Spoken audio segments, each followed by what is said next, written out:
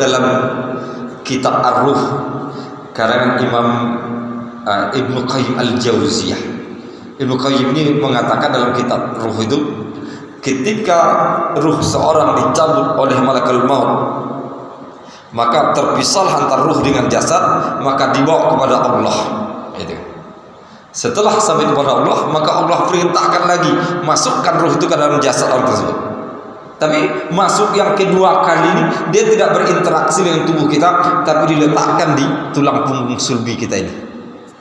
Maka salah satu tulang yang tak hancur dikuburkan di sini, tulang sulbi. Dan tulang sulbi, ketika dimasuk tulang sulbi, Bapak Ibu yang kami muliakan, maka sebenarnya ketika kita ruh jenazah masih ada di rumah, ada orang melayat, jenazah itu tahu. Oh datang sebulan, oh anak saya datang, oh keluarga saya datang, oh orang ini ngomong saya tentang keburukan saya, tahu dia, tapi tak bisa protes. Coba kalau protes.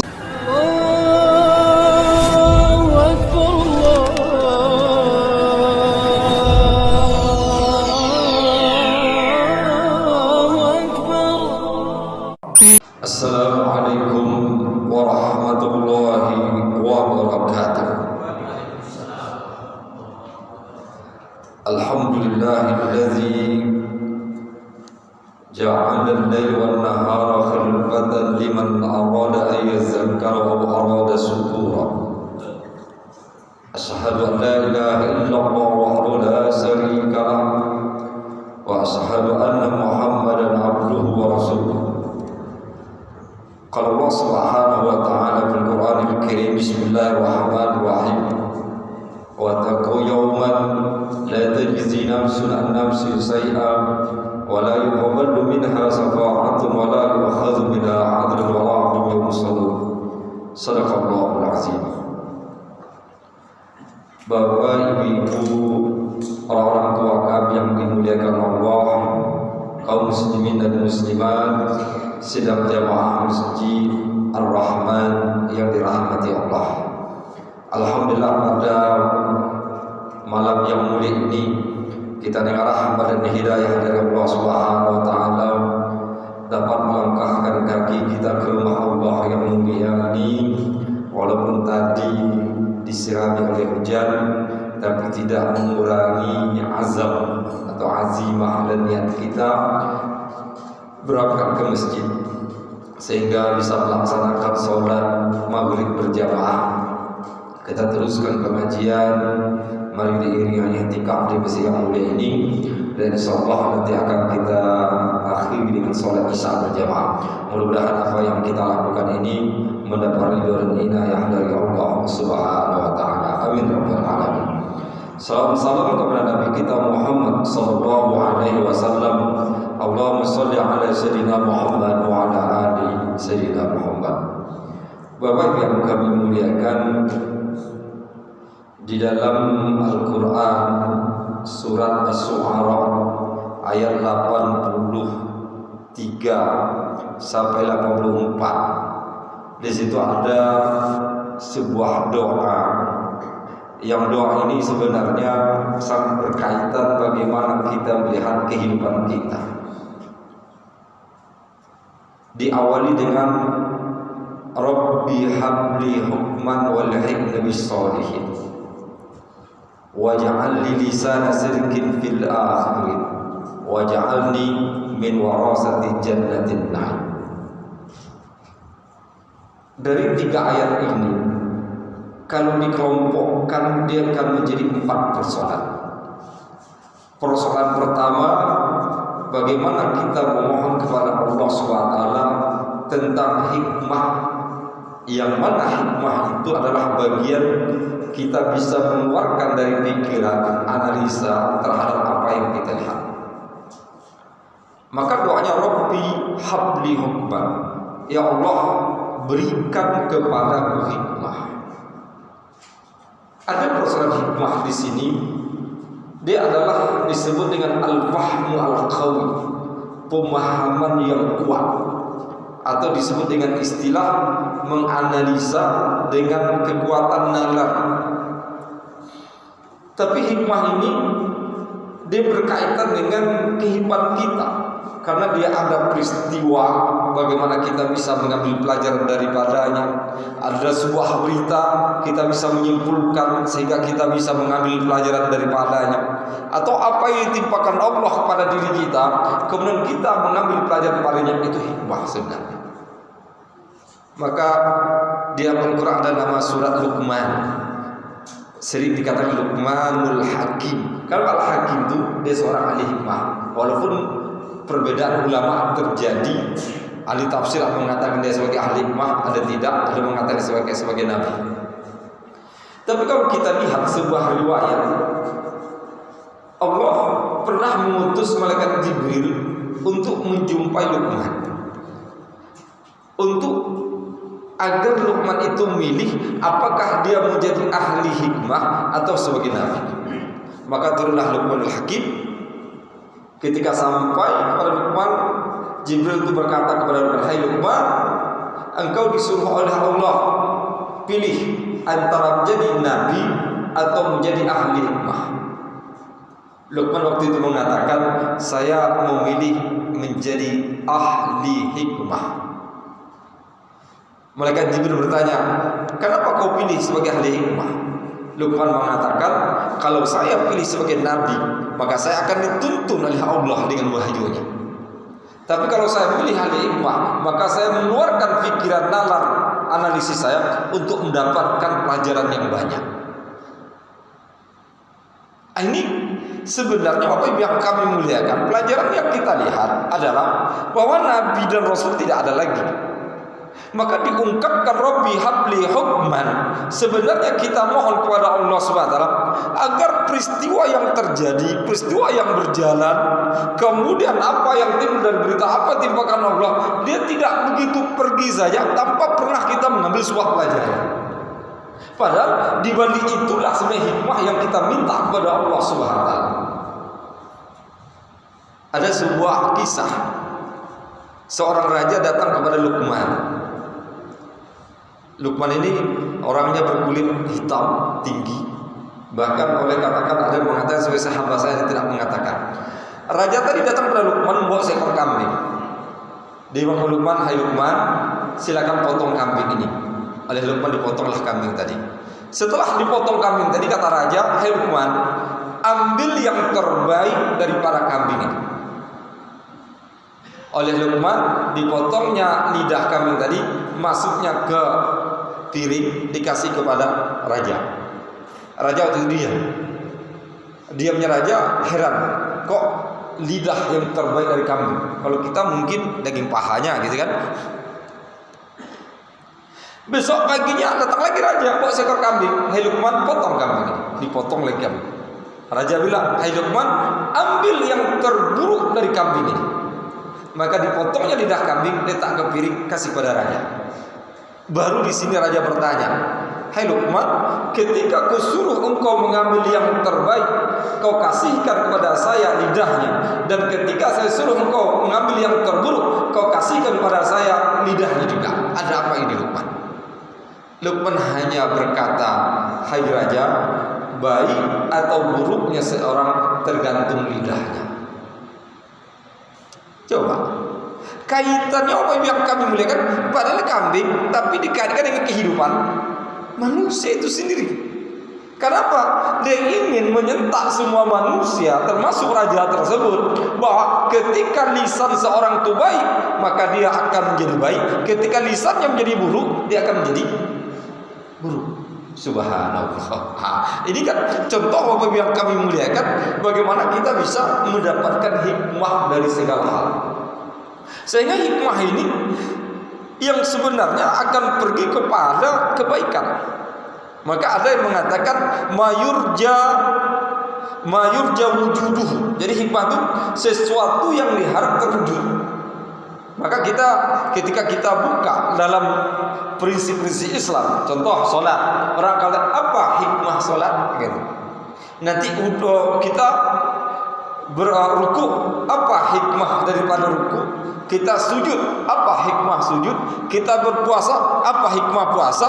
Tentu jawabnya apa yang kami muliakan, keinginan kita terhadap kebaikan dari apa yang kita lakukan. Maka di sini dalam kategori mayurja wujudu, sesuatu yang diharap terwujud itulah hikmah. Ketika sesuatu terhikmah, tapi ada konsep prinsip hidup secara keseluruhan adalah agar Allah memberikan kepada kita hikmah dan kita bisa mendapatkan pelajaran dan kebaikan dari apa yang kita lakukan. Itu doa pertama, Rabbi habli hukman. Masih ayat pertama itu 83. Wal hikni bis-shalihin. Wa alhiqni bisalihin, ya Allah kumpulkan saya atau masukkan saya ke dalam orang-orang soleh. Coba Bapak yang kami muliakan, kita tidak bisa mengetahui secara pasti ini orang soleh, ini orang tidak soleh. Tapi kita hanya bisa melihat bentuk zahirnya saja. Ketika zahir begini, kita anggap seperti yang kita anggap begitu. Tapi ada orang zahir begini, kita anggap seperti yang kita anggap juga. Tapi sebenarnya yang kami muliakan, diri kita juga tidak bisa memastikan bahwa kita sebagai seorang soleh. Tapi ketika kita mohon kepada Allah SWT agar kita dikumpulkan dengan orang soleh, maka tentu Allah akan menunjukkan dan mengarahkan kita kepada tempat-tempat yang baik, kepada kelompok-kelompok terbaik, kepada saudara-saudara terbaik, kepada teman-teman terbaik. Dan teman itulah sebenarnya kesolehan kita dengan kesolehan orang tersebut. Ini yang kita perlu lihat. Bapak Ibu yang kami lihat disebut wal hikni bis-shalihin. Tapi jangan anggap Bapak Ibu yang kami muliakan nanti ada aku sudah menjadi orang soleh. Sebab ada sebuah ungkapan la ya'rifus soleh illa soleh, kata.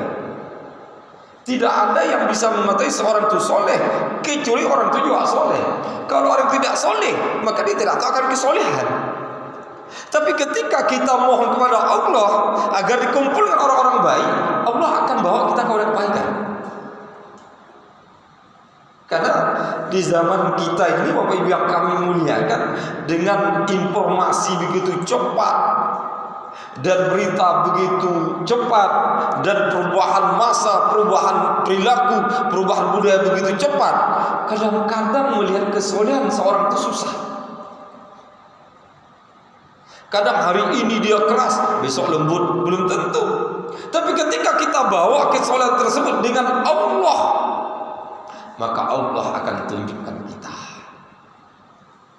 Kalau Allah sudah tunjukkan kita kepada kelompok orang soleh, maka soleh itu adalah kebaikan. Maka kita banyak sekali menjumpai Bapak Ibu yang kami muliakan, pengajian-pengajian itu diisi oleh, kalau saya mengatakan istilah ulama.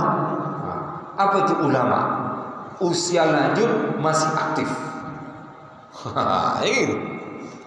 Jadi jangan ulama itu orang berilmu saja, tapi ulama itu usia lanjut masih aktif. Mereka berkumpul pada satu tempat dengan kebaikan. Tapi ada juga mereka berkumpul di kafe, warung kopi, gitu. Tapi berarti mereka akan berkumpul dengan orang siap. Tapi kalau kita Bapak Ibu yang kami muliakan sudah mohon ya Allah, wallahi ya Allah kumpulkan saya dengan orang saleh, Allah tidak akan nyanyiakan, diarahkan kita. Ketika diarahkan, ikuti. Kenapa? Kalau sudah diarah, ikuti. Maka nanti hati kita tak pernah terlepas dan terikat terus. Ikatan inilah yang disebut ikatan keberkahan dalam kehidupan. Itu wal hikni bis-shalihin, Rabbi habli hukman wal hikni bis-shalihin. Di ayat 84 Allah katakan waj'al li lisana sirkin fil akhirin. Ini sangat sederhana Bapak Ibu, tapi sangat penting. Kenapa saya katakan penting? Dia berkaitan dengan ucapan tutur kata orang kepada kita setelah kita mati. Kita tak tahu kan? Tapi bisa juga tahu. Karena kita tidak akan mungkin membantah karena kita sudah mati. Doanya waj'al li lisana sidqin fil akhirin. Ya Allah, jadikan aku tutur kata, buah tutur kata yang baik bagi orang-orang yang sesudah. Coba kalau saya contoh Bapak yang kami muliakan, kalau ada orang meninggal dunia, mungkin nanti apakah di depan rumah atau di masjid biasa. Setelah kita menyolatkan, kan nanti ada yang bicara deh. Bapak, ibu-ibu, bagaimana pandangan Bapak Ibu terhadap jenazah ini? Baik. Kita jawab, baik kan? Tapi orang ada pernah protes, Ustaz, saya itu orang tahu saya itu orang yang meninggal itu tak baik Ustaz. Kenapa dipaksa saya mengatakan dia baik? Kan bohong saya Ustaz. Kan bohong. Saya tahu dia tak baik Ustaz.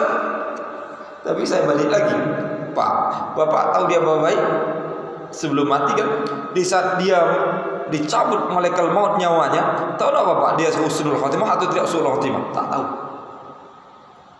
Nah, kalau begitu kita jangan berprasangka bahwa ucapan baik itu memaksa kita mengaku kebaikan orang. Tapi kita mengatakan baik itu adalah sebuah ucapan doa yang mana kita mohon kepada Allah agar orang itu baik. Maka apakah jenazah ini baik? Baik artinya ya Allah jadikan dia baik gitu. Jadi doa sebenarnya, karena doa inilah Bapak yang kami muliakan, buah tutur kata setelah kita meninggal dunia. Maka berapa banyak kita lihat tokoh-tokoh kalau dia baik dalam kehidupan ketika meninggal dunia semua orang tertegun begitu. Tapi ada juga ketika seorang meninggal dunia semua orang gembira, alhamdulillah mati juga gitu. Tapi juga memberi pelajaran kepada kita apa yang kami muliakan, ketika kita berada di tempat melayat yang di sana ada masih terbaring jenazah gitu kan, maka hendaklah ucapan-ucapan kita di waktu melayat itu ucapan-ucapan baik berkaitan dengan orang yang meninggal dunia atau tidak menyinggung apapun yang berkaitan dengan keburukan. Setelah jenazah tadi dikuburkan, berarti kita melakukan takziah. Maka takziah juga kita inginkan kebaikan-kebaikan yang terucap dari mulut orang kepada yang meninggal. Itu artinya waj'al li lisana sidqin fil akhirin. Ya Allah, jadikan aku tutur kata yang baik sesudah seseorang meninggal dunia. Walaupun dalam kitab Ar-Ruh karangan Imam Ibnu Qayyim al-Jauziyah, Ibnu Qayyim ini mengatakan dalam kitab Ruh itu, ketika ruh seorang dicabut oleh malaikat maut, maka terpisah antara ruh dengan jasad, maka dibawa kepada Allah. Itu. Setelah sampai kepada Allah, maka Allah perintahkan lagi masukkan ruh itu ke dalam jasad orang tersebut. Tapi masuk yang kedua kali ini dia tidak berinteraksi dengan tubuh kita, tapi diletakkan di tulang punggung sulbi kita ini. Maka salah satu tulang yang tak hancur dikuburkan di sini, tulang sulbi. Dan tulang sulbi, ketika dimasuk tulang sulbi, Bapak Ibu yang kami muliakan, maka sebenarnya ketika kita ruh jenazah masih ada di rumah, ada orang melayat, jenazah itu tahu. Oh datang sebulan, oh anak saya datang, oh keluarga saya datang, oh orang ini ngomong saya tentang keburukan saya, tahu dia, tapi tak bisa protes. Coba kalau protes jenazah, lari orang. Kemudian ketika jenazah dikuburkan, Bapak Ibu yang kami muliakan, dia tahu siapa yang datang. Maka kalau ketika kita masuk komplek kuburan, kita ucapkan assalamualaikum ya ahlad diyar minal mu'minin wal mu'minat gitu. Kan ucapan salam. Atau saya tunggu jawaban, masuk aja. Nanti assalamualaikum, nunggu, nggak ada salam Ustaz kita, nggak masuk nih. Kalau ada yang jawab kan takut tuh. Tapi masuk saja. Ketika kita masuk, Bapak Ibu yang kami muliakan, salah satu hadis itu dikatakan, kata Rasulullah SAW, iza zara ahadukum qabra akhihi fayajlis alaihi. Apabila salah seorang dari kalian menziarahi kubur saudaranya, kemudian duduk di sampingnya, illa yata'annasu alaihi wa yurdu alaihi hatta yakum. kecuali orang dalam kubur tadi gembira, senang dengan kedatangan kita, dan dia menjawab salam kita sampai kita tegak. Tapi duduk di sini bukan duduk dia begitu saja, tapi duduk situ baca Al-Quran, zikir, kalimat thayyibah. Baca Quran terserah, mau baca Yasin silakan, mau panjang Al-Baqarah gitu, mau pendek Al-Ikhlas. Jadi ketika datang tuh banyak dia gembira, berarti dia tahu. Di situlah sebenarnya. Tapi coba orang yang kemarin ada berita tentang artis meninggal dunia kayak gitu kan, kelahi mertua dengan dua orang tua. Bapak dari suami, bapak dari istri. Yang heboh itu kan bapak dari suami yang itu. Ziarah dia mungkin mikir, kapan harta warisan datang itu. Maka di sini Bapak Ibu yang kami muliakan, yang kita inginkan sebenarnya mohon doakan, waj'al li lisana sidqin fil akhirin. Ya Allah, jadikan aku ini tutur kata yang baik daripada orang-orang sesudahku. Kita tidak bisa lagi ngomong, tapi kebaikan yang terucap dari orang setelah kita meninggal dunia adalah doa. Tapi kalau mereka mengucapkan keburukan juga doa. Na'udzubillah. Maka biasa saja lagi, apakah jenazah baik atau baik? Artinya ya Allah jadikan orang ini baik. Kenapa? Ketika kita meminta kebaikan, kita nanti juga begitu. Kalau saya mati juga begitu juga. Saya ingin juga orang bilang kebaikan pada diri saya. Maka kalau kita biasa melakukan kebaikan, mengucapkan kebaikan, doa kebaikan pada orang lain, maka Allah akan balik pada diri kita dengan kebaikan juga kalau kita mati. Tapi kalau orang sukanya mencaci orang sudah mati, nanti mati dia dicaci orang juga tuh. Na'udzubillah. Ini yang perlu kita lihat Bapak Ibu yang kami muliakan. Kenapa yang perlu kita lihat ini? Karena kehidupan seorang hamba Allah itu dia tidak selamanya. Tapi ketika kehidupan seorang hamba Allah tidak selamanya, maka dia akan sampai pada suatu batas, dan batas ini habislah kehidupan kita, yang ada kehidupan orang sesudah kita. Tapi walaupun habis, kita masih berada satu alam antara alam dunia dengan alam akhirat, namanya alam barzakh. Alam barzakh itu ada Bapak Ibu yang kami muliakan, walaupun satu sisi disebut alam kubur. Karena ada seorang sahabat, dia keluar dari kota Madinah, kemudian kemalaman di jalan, akhirnya turun dari kudanya, tidurlah di pinggir jalan. Di saat tidur, dia bermimpi didatangi oleh dua orang. Dua orang ini, ada satu mengatakan, terima kasih engkau telah mengasihi kami makan yang enak. Satu lagi, terima kasih engkau telah menerangi tempat kami tinggal ini. Paginya terbangun, rupanya dia tidur antara dua kuburan. Ini kubur gini, ini kubur. Tengah-tengah inilah. Enak juga, malam-malam tak tahu. Waktu itu belum ada senter. Kalau ada senter tak jadi tidur tuh. Akhirnya Pak, setelah subuh dia masuk ke masjid sana. Masuk ke kampung itu. Dia tanya, itu kuburan siapa yang dua kuburan dekat pinggir jalan? Kata orang, kamu kuburan sebelah-sebelah. Tanya, mukanya mirip apa? Kata, muka seperti ini. Terbayang nak. Apa yang di seorang kampung itu seperti dalam mimpinya. Heran dia kan? Ketika dia balik ke Madinah, diceritakan hal itu kepada baginda Rasulullah. Setelah diceritakan, Rasulullah bertanya, apa yang kau baca sebelum tidur?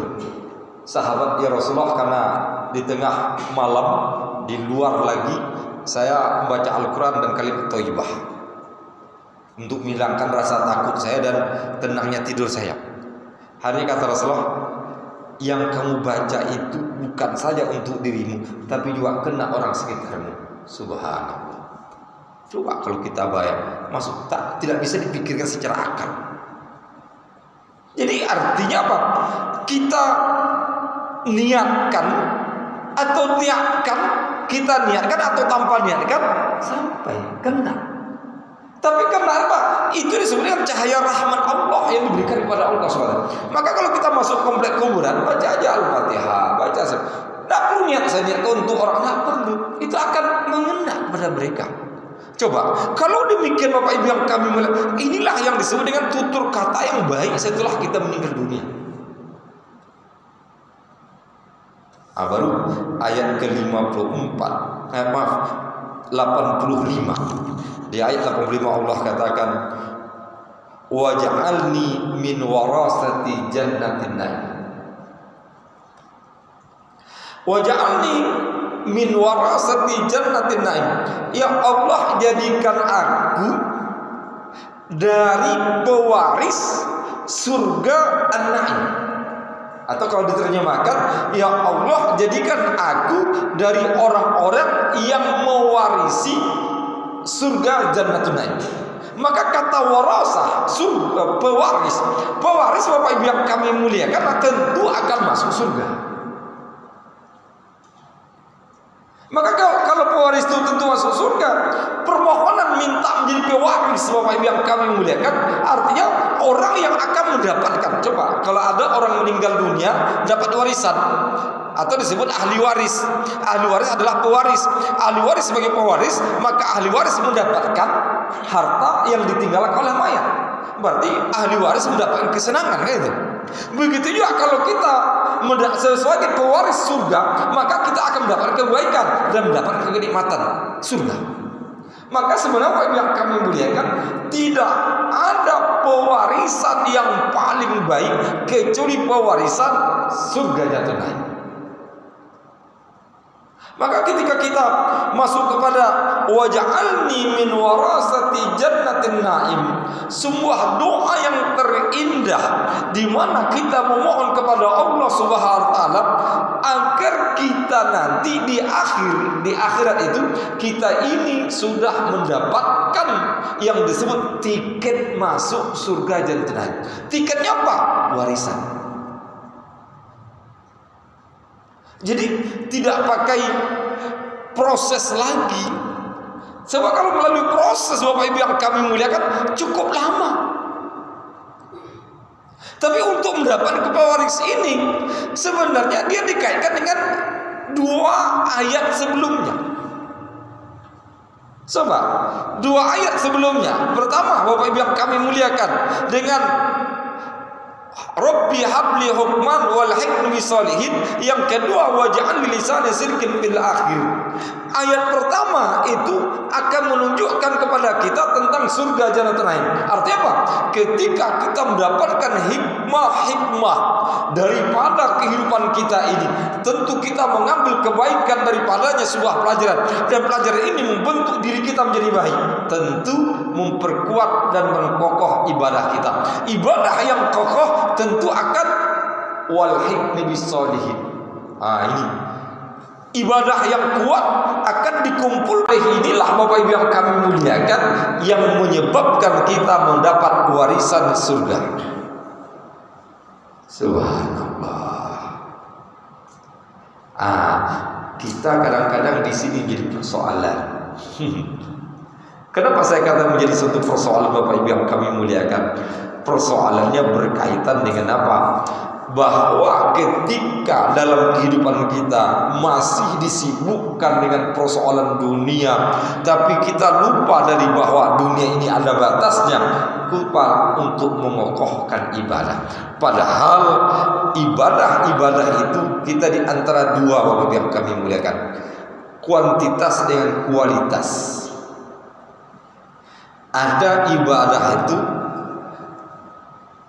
kuantitasnya kecil tapi kualitasnya besar. Ada kualitasnya kecil, kuantitasnya besar. Contohnya saya katakan, kita puasa bulan Ramadan ditambah puasa 6 hari bulan Syawal, sama nilainya dengan 1 tahun. Berarti kita berpuasa 36 harinya gitu. 1 tahun juga nilainya. Tapi itu berarti apa?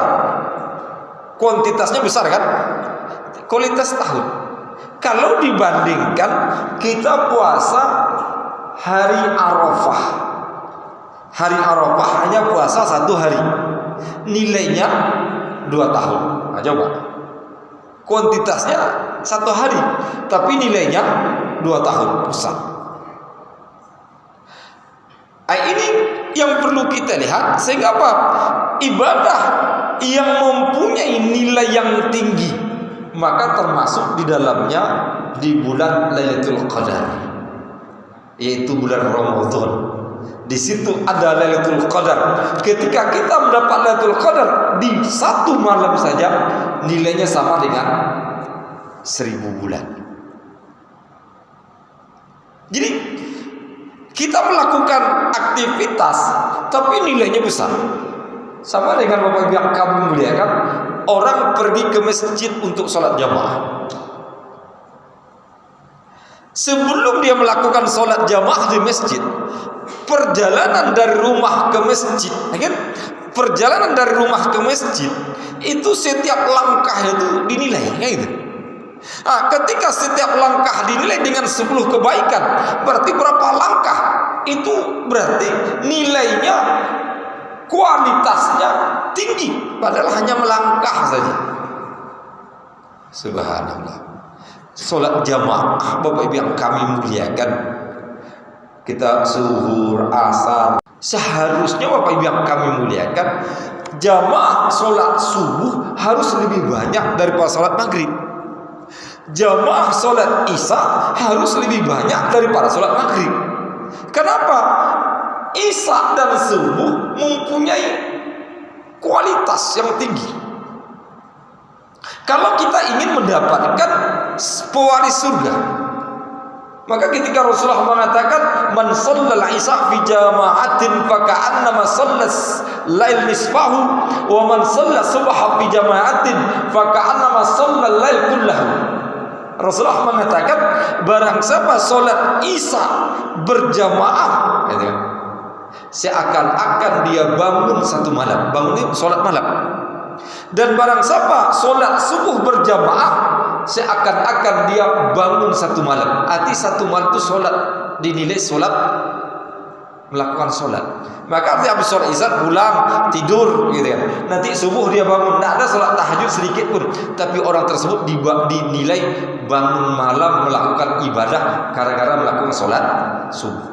Ini Bapak Ibu yang kami disebut dengan nilai, mendapatkan nilai kuantitas dengan kualitas.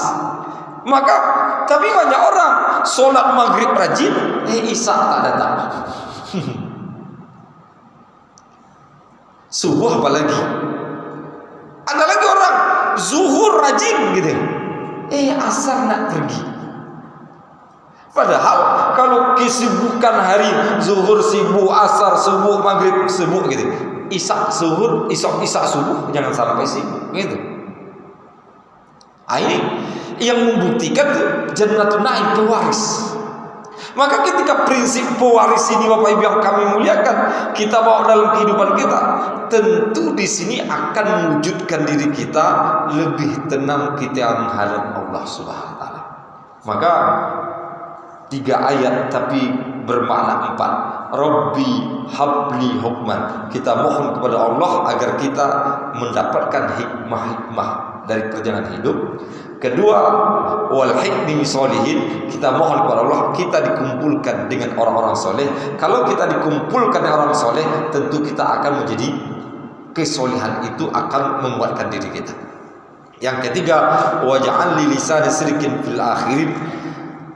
Kita mohon kepada Allah agar buah tutur kata setelah kita meninggal dunia, tutur kata yang baik. Karena tutur kata yang baik adalah doa.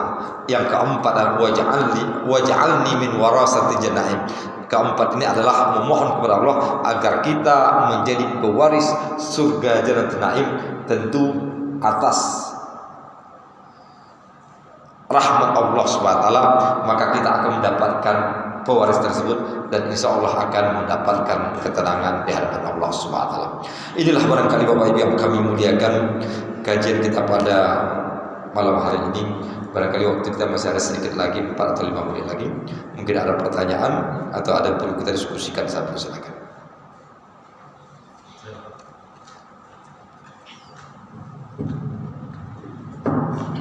Assalamualaikum warahmatullahi wabarakatuh. Waalaikumsalam warahmatullahi wabarakatuh. Berkaitan dengan tadi Ustaz, apabila kita melaksanakan puasa tadi, puasa Ramadan mungkin, kalau penangkapan saya, bagaimana dengan puasa Rajab?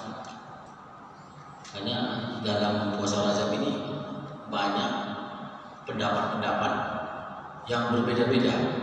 Padahal kalau melakukan kebaikan pada bulan Rajab itu sangat baik sekali.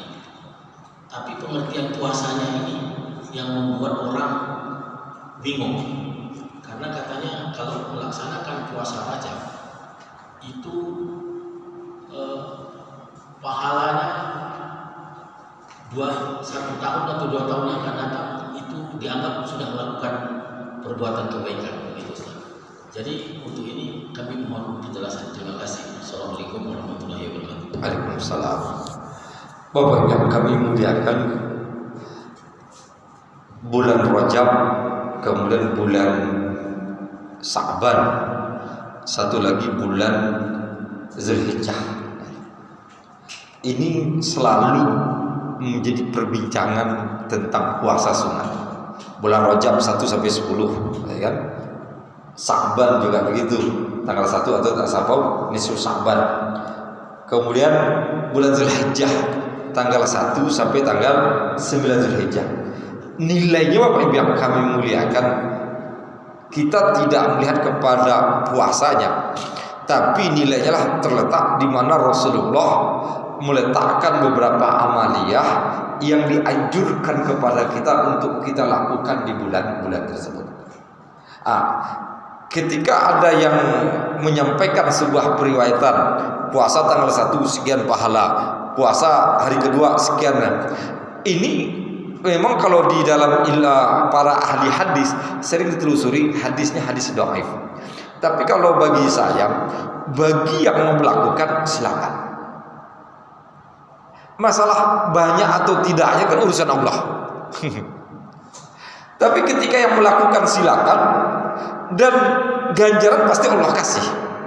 Kemudian memperbanyak berpuasa. Ketika kita, apalagi yang tidak bekerja lagi banyak, mungkin banyak di rumah atau pensiun, melakukan berpuasa sunat, pada hakikatnya dia akan menyempurnakan terhadap puasa-puasa yang pernah tertinggal sebelumnya. Gitu.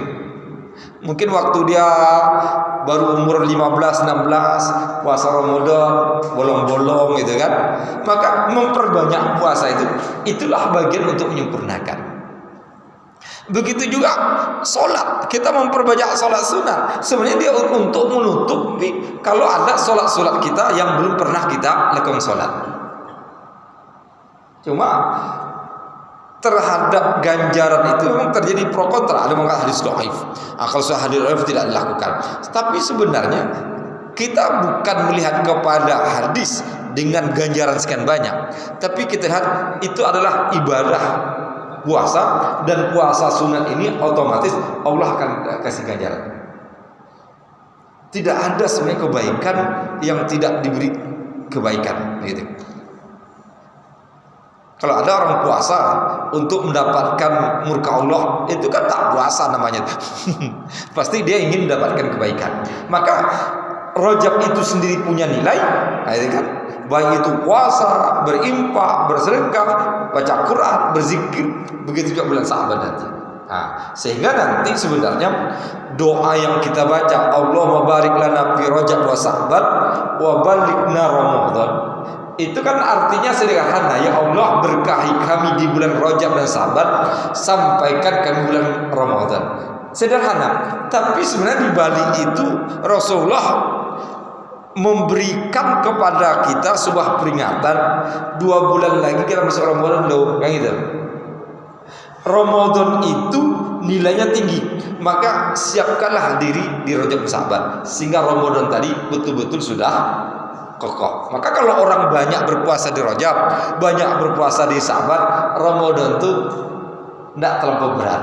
Tapi kalau Rajab Sa'ban tak puasa, ketika masuk Ramadan sudah lemas itu. Itu sebenarnya yang diinginkan Rasulullah terhadap doa, dan mudah-mudahan kita mendapat keberkahan dan kebaikan daripadanya.